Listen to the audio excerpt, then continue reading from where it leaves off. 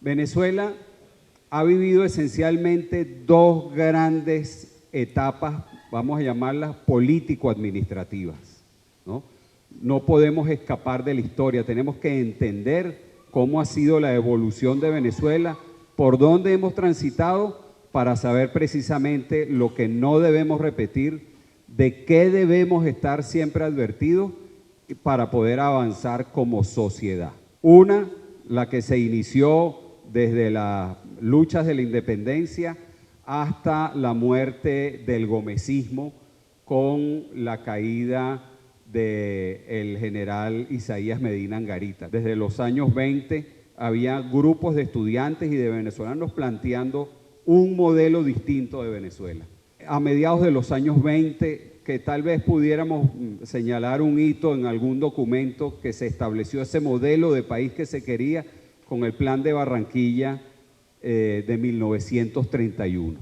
Allí se concibió un nuevo modelo, una nueva Venezuela. El año 58-59 fue cuando se puso en marcha ese modelo pensado en los años 30, con un sentido distinto del centralismo, ya sobre la base de la participación social, popular, ciudadana en los partidos políticos. Los partidos que dominaron toda esa etapa con una raíz, vamos a llamarla de origen de pensamiento socialista, van esencialmente con una misión de reivindicación social y de promoción del desarrollo económico de Venezuela. Yo no creo que pueda haber república en Venezuela mientras exista petroestado.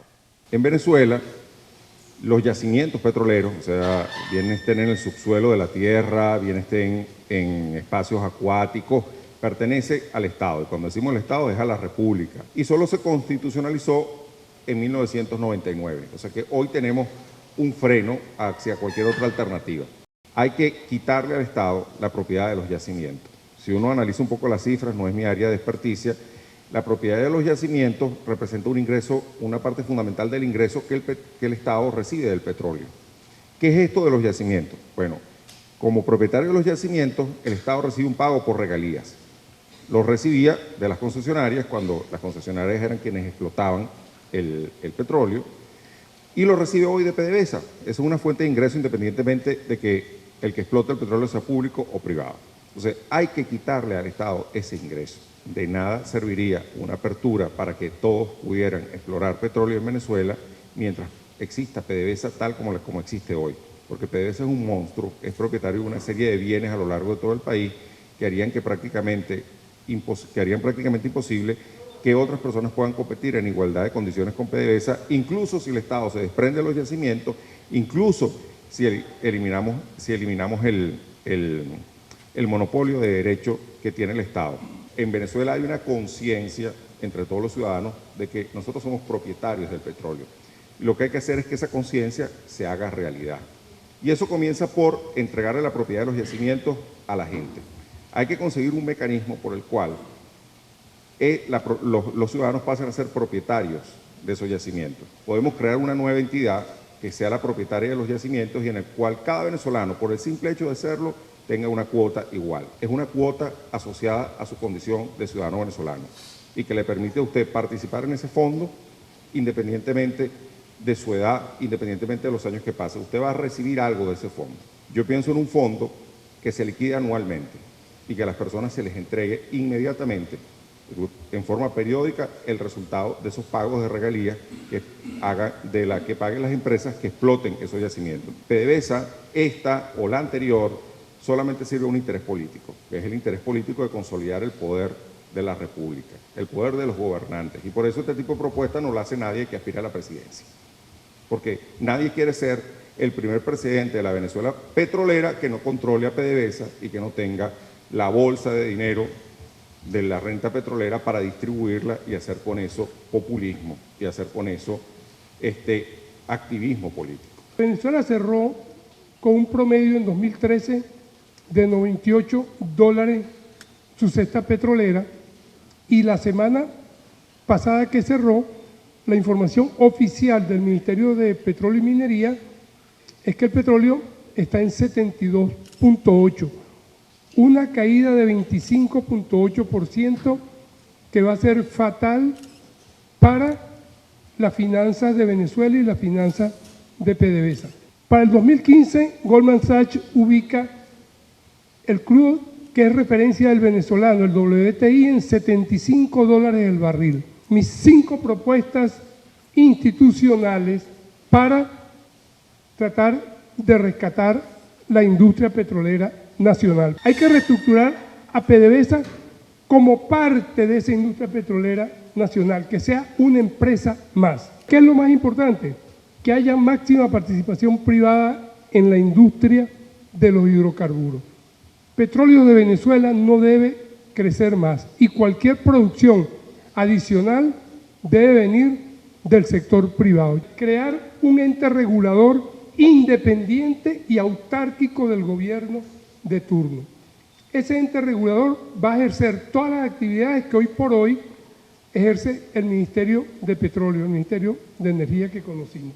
Eso en los países modernos lo hacen los entes reguladores modernos, autárquicos e independientes del gobierno de turno. Crear una Comisión Nacional de Energía con las mismas características, independiente y autárquica del gobierno nacional. Esta Comisión de Energía va a estar formada por miembros de las academias, de las universidades que manejan, que están relacionadas con el sector energético, con los empresarios, con la banca, instituciones, etcétera, etcétera, etcétera, miembros de esa comisión.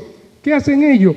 Vigilar que la política energética que esté en práctica funcione y finalmente un Ministerio de Energía moderno que se dedique a hacer política energética y investigación, promover investigaciones, etcétera, y todo lo demás se lo deja, lo que hace hoy, al ente regulador. No podemos achacarle todos los males del país del petróleo, todo lo contrario, fue muy útil para el proceso de modernización y para fundamentar la democracia representativa.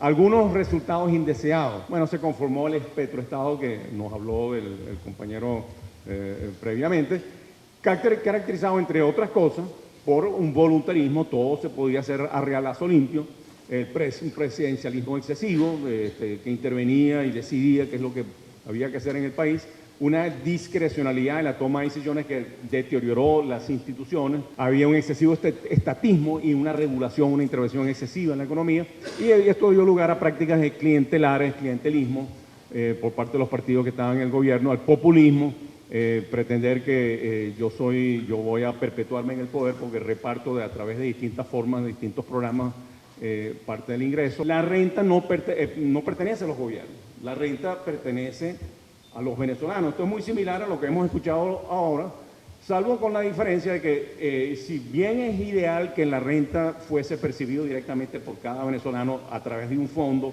como accionista de los recursos del país, nosotros creemos que por lo menos durante algunos años la cantidad de deficiencias y